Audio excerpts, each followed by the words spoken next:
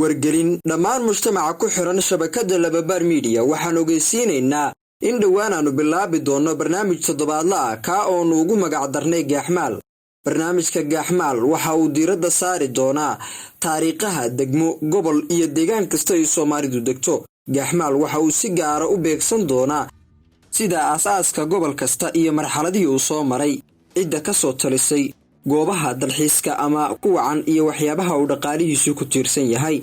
sidoo kale barnaamijka Gaaxmaal waxaan ka marnayn aragtida bulshada oo ay la wadaagi karaan ama ay noo soo gudbin karaan fariimaha waxyaabaha ay ka garanayaan goboladooda iyo talasiinta ku aadan barnaamijyada aanu baahinayno. haddaba daawade si aad inoola socotid oo aadna ka dheehatid barnaamijyo xiiso badan Lababaar Media ku xirnow oo leegsaar page-ka siina share garay muuqaalada aan soo gudbino.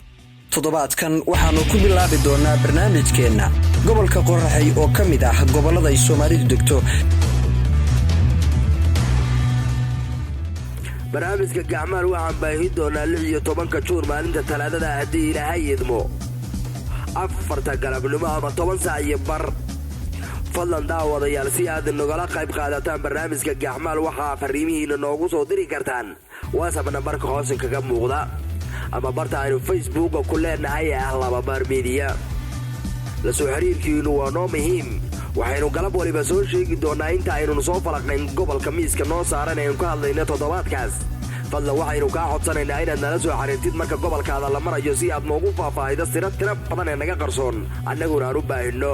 daawadayaal intaynu gaarayna 16 bishan maalinta Talaadada waxaynu idin leenahay hana daahsanina.